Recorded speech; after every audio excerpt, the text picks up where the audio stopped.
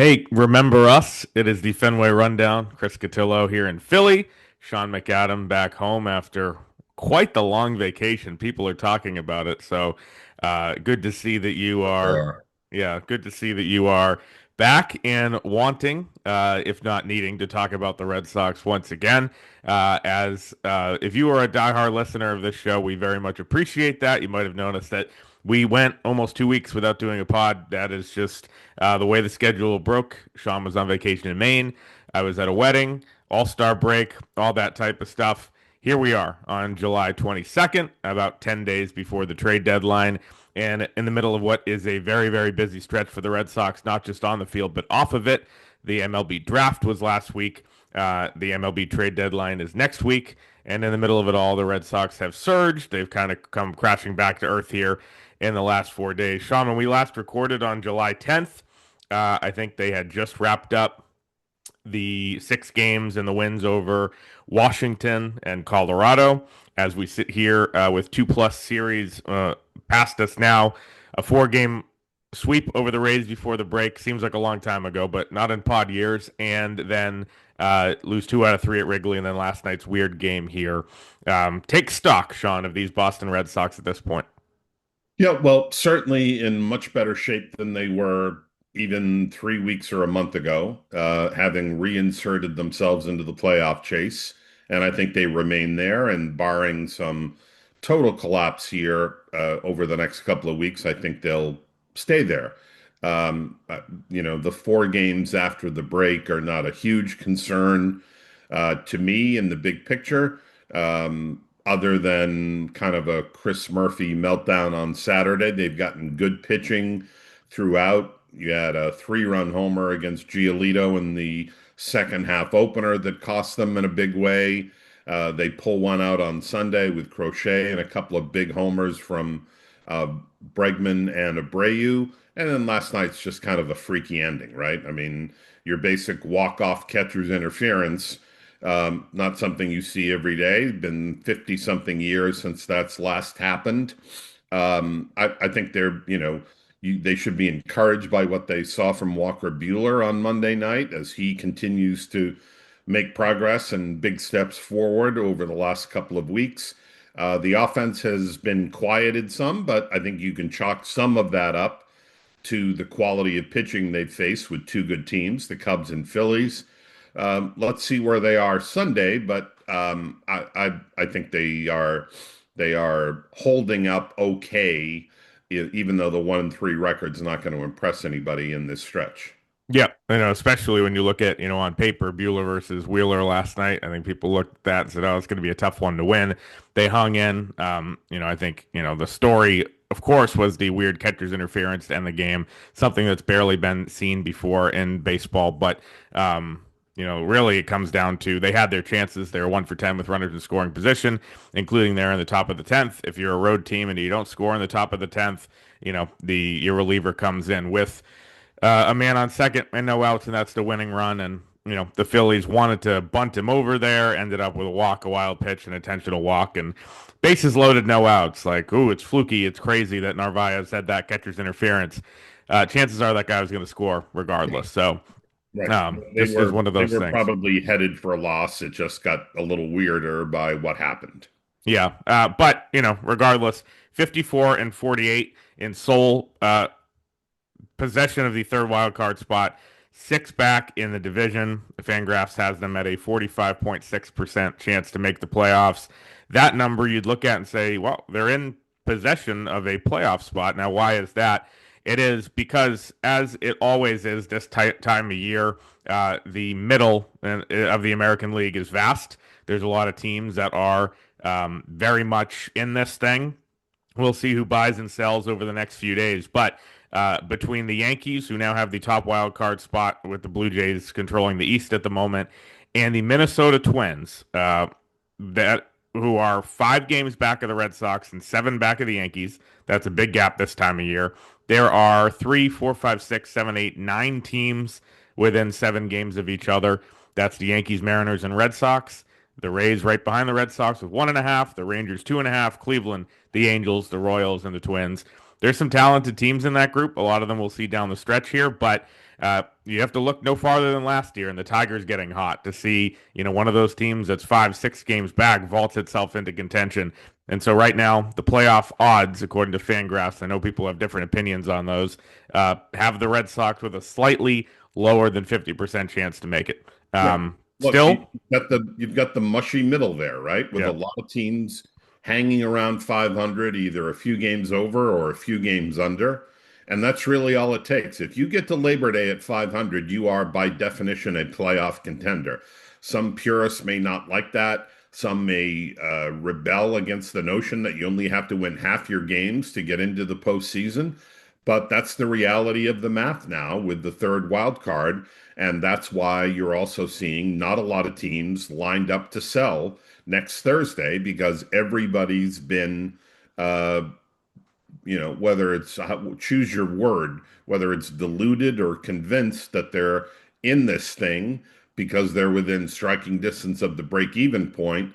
That makes teams reluctant to wave the white flag and sell off, knowing that a hot week gets you right back in the middle of it. That and the example set by teams like Arizona 2 years ago, who were under 500 at the deadline and at the break, and had a good finishing kick and ended up going to the World Series. So, rightly or wrongly, I think that's convinced a lot of teams, hey, just hang around and you never know what might happen. right. And that is, I think, what the Red Sox are hoping doesn't happen with the teams behind them. Still, though, the important part is that they are going to, we think, still at this time, and there's no reason to doubt it, buy ahead of next Thursday and the trade deadline. The market has been, slow moving. Obviously, the Devers trade notwithstanding, it has been, not a lot of moves getting done early July like we used to see. That is, I think, just a product of the way the calendar works with the draft and also the way that all these teams are kind of, stacked up in the American League. The White Sox, the A's, and the Orioles are probably going to be selling. In the National League, the Marlins, the Braves, the Nationals, the Pirates, and the Rockies are way back. Everybody else has a chance and a fighting chance. And, we've even seen last year the Tigers sell and Flaherty and sent him to the Dodgers and then end up contending. So teams don't want to make the call until the absolute last minute. You see teams make that sell call and go full force on it July 29th, 30th, 31st. At this point, the market remains a seller's market, and that's why it is difficult to judge and, not necessarily clear who is available. So it should be, I think, all trade deadline talk all the time right now. That's what Red Sox fans are thinking about. They have visions of sugar plums and Joe Ryan and all that type of stuff. Um, I think that there are three obvious areas of need on this roster. A lot of people say two. I think it's very clearly three.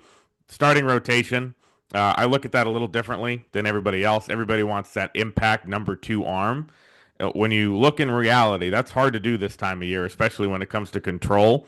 So one of those kind of back end innings eater types to go with Crochet, Giolito, and Bayo. Maybe you can be encouraged by Bueller's last few. I think you should be after last night.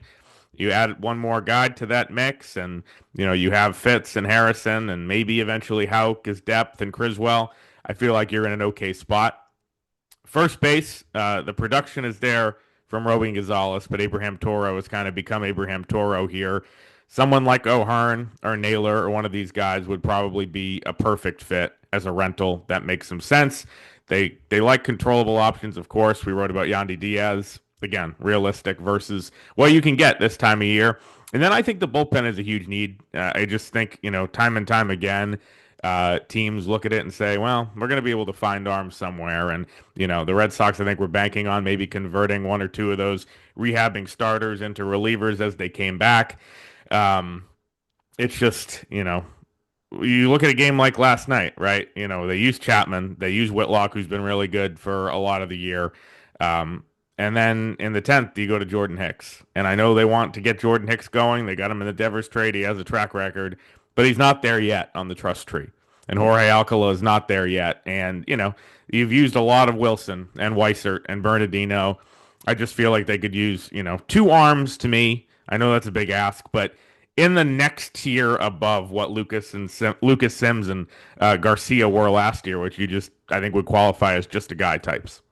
Yeah, I think I would put first base third on that list, realizing that Toro has come back down to earth and that they haven't gotten a lot of production out of him, although he had a couple of decent games in Chicago, not on the bases, but at the plate. And I think they can get by with that. Look, there are a lot of teams that have offensive holes throughout their lineup. You're not going to have an all-star caliber guy 1 through 9. If first base is your below average position, particularly now, and I know Narvaez has tailed off a little offensively, but you have some production from the catcher's spot. Um, I think they can make do with having someone that is not really producing a whole lot at first base. To me, that's almost a luxury item to upgrade. It's far more important that they improve the rotation, whether they're shooting high for somebody like Ryan or Cabrera or Alcantara, or whether they're getting a back end Merrill Kelly, Charlie Morton kind of guy. They do need volume in that rotation because we've seen how quickly that depth can dissipate. This is a team that thought it was so set with starting pitching back in April that they moved Quinn Priester. He'd look pretty good in that rotation right now. And I'm not saying it was the wrong move. I liked it at the time. I think they saw value there, but no one anticipated Hauk essentially being lost for months at a time. Um, now Crawford. Crawford not coming back and contributing. Um, you've got all kinds of issues there in terms of guys you can turn to on the final couple of months. So whether it's depth at the back end or a more impact guy toward the front, which is going to be very difficult to do, I would say that the availability of somebody like Duran makes that a little more feasible. Maybe you can't do Duran straight up for Joe Ryan, and you probably can't. And even if the Twins decide they're going to sell, it's probably going to take more than Duran to get Joe Ryan, such as the cost of controllable starting pitching, but they have prospects that they could add to that package. So the fact that they could afford to move Duran in the middle of the season gives them a leg up on some other teams. And it also enables the Red Sox to match up with a team like Minnesota, or maybe even a team that's a little better than Minnesota that has excess pitching. A team like Milwaukee has a very deep rotation, ironically. We just got through talking about Quinn Priester. But with all their options, with Woodruff coming back, with Freddie Peralta, with some of the arms that they might be in a position to move, Quintana, maybe you match up there with them. But having somebody the quality of Duran that you could move in the middle of the season and still have a very good outfield gives them a bit of a leg up in that search for an impact starting pitcher. Yeah, and I mean, I don't think it's 100% that he would be the one to move. I mean, I think there's a chance it could be Abreu if a team, really focuses on him and the price is right. I wouldn't still rule out Rafaela in a sell high. I mean, I know it seems a little bit uh, less likely because he's right-handed, the defense is elite, and he's not as redundant as the other guys. But I think, anything remains in play as they look for pitching. Look, controllable deals are a lot easier to get done in the offseason. There's urgency to move on the rental market in the next 10 days. That urgency is not there for the controllable guys. That's why you see trades like the Crochet deal get done in December. And I think that, especially with so many teams not knowing if they're going to sell, not knowing if they're going to buy. I mean, think about it. Just from a Twins perspective, everybody's been focused on, Joe Ryan. They're only 5 games back of the Red Sox right now with a talented roster. With 3 games head to head coming up. Right. I mean, it's kind of tough to see them like thinking, well, we'll just punt on this guy for the next 2.5 seasons, whatever it is. It's a tough place for teams to be. And of course, I think we are fans sometimes, and us, we look at this too often through a vacuum where, well, the Red Sox have a need, and this is, who they could possibly get. There's a lot of other teams that, could use some of these pieces too, like the Tigers, the Blue Jays, the Astros, the Yankees, the Mariners, some of these other teams competing in the American League. A lot of these pitchers would look pretty good on those rosters too, in the minds of those teams. And when there's a scarcity when it comes to selling, the buyers have to pay up. And at a certain point, I think last year you saw where the Red Sox were. They decided, well, hey, we have to add to this team, but we're going to do it in a measured way. I think this year has to be a little bit above that, but it doesn't have to be the crazy, crazy all in for a title. Mainly because I think, a lot of this team is controlled and coming back next year. And you're not in a place where you're 20 games above 500 and looking at this as a, must win year. No, but for the reasons you just outlined, I think there is some urgency. I think ownership understands that it is imperative, even if it's only into the wild card round and they get wiped out early or lose in the division series. I think the organization, upper management, and ownership sees it as absolutely imperative to make the postseason this year. And I think they'll convey that urgency to Craig Breslow, which is not to say they want him to go out and be desperate and make bad trades for short-term fixes. As you said, the foundation is there for this team to contend for a while, and you don't want to disrupt that. At the same time, there is a level of aggressiveness, I think, that needs to be reached, a sense of urgency to try to get this across the finish line. It may only be superfluous. Yeah, look, we ended our postseason drought. We got in and we lost to whomever in 3 games in the wild card round, or we didn't get out of the division series. I think they need to show the fans a playoff appearance after all they've been through with 3 years out, with the investments they've made, with the payroll that they approved this past winter.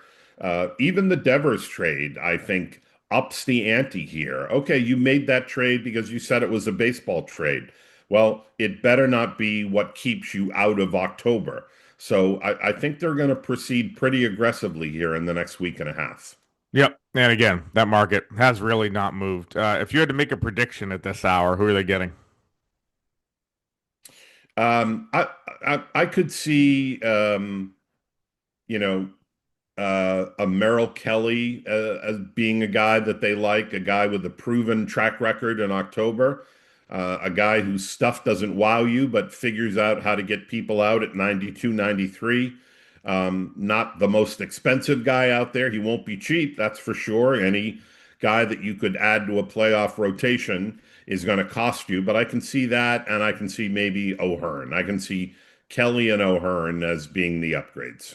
Yeah. And again, bullpen And arms too. probably a reliever that we'd be stupid to try to guess because there's 50 of those guys that are going to move. Yeah. Well, last year, I don't think we could have guessed Sims and Garcia. Not I that didn't know anybody would want Lucas to. Sims or Luis Garcia last year, I'll be Yeah, that's honest. fair. Uh, any thoughts on the David Robertson thing? I think it just, he Well, played that the would have market. been a hook to be able to get him to Boston. Yeah, I know. Maybe a geographical tie. Yeah, Um, interesting that it surfaced that he lives in the area. I don't think that had ever come out before. Yeah, there's some good reporting being done there. I don't know that you can count on a guy like that. Who knows what he's going to be when someone who hasn't pitched since last fall. You expect that he's kept his arm in shape, that he's been throwing a lot on the side, but you're still starting from a standing spot. And to turn over the eighth inning to a guy like that, he's older, hasn't been active, so we'll see. It's not a bad gamble to take. I wouldn't be criticizing the Red Sox if they were the ones spending $6 million on him for 2 months. It didn't cost anything in terms of player talent, so good for Dave Dombrowski and the Phillies for jumping on it.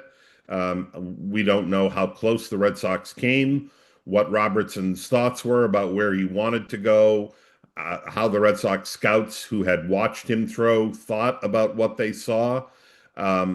It's hard to criticize because it didn't cost them any player talent. It's just $6 million, which is a relative pittance in the big picture.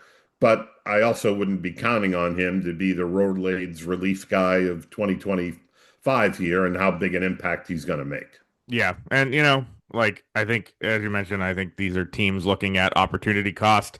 When you can look at a guy and acquire him for no prospects and just money this time of year, that's pretty rare. So you take a shot, and the contract. I think confuse people. Ooh, 1 year for 16 million, what an overpay. But that's just kind of, how it comes Yep. out. Yeah, and it's really about the 6 million he's getting down the stretch. That's all you're gonna have to pay. Um, the Red Sox have liked him for a while. They know he's a veteran arm. He would have helped probably, but there's not a lot of certainty there. Again, devil's advocate being you don't have to give up prospects to acquire him, and so therefore, why not? It's in a trade deadline edition without draining from that pool. Two more in Philly here, and then a three-game series against the Dodgers at home. Everybody knows. I think now Ohtani's probably going to pitch on Sunday. The star-studded Dodgers coming to town. Red Sox with two more tough pitching matchups the next two nights. Christopher Sanchez, Jesus Luzardo, Richard Fitz goes tonight. Lucas Giolito goes tomorrow. Then it's the Dodgers. Then it's the Twins. Do you think anything that could happen in the next week or so changes Craig Breslow's calculus?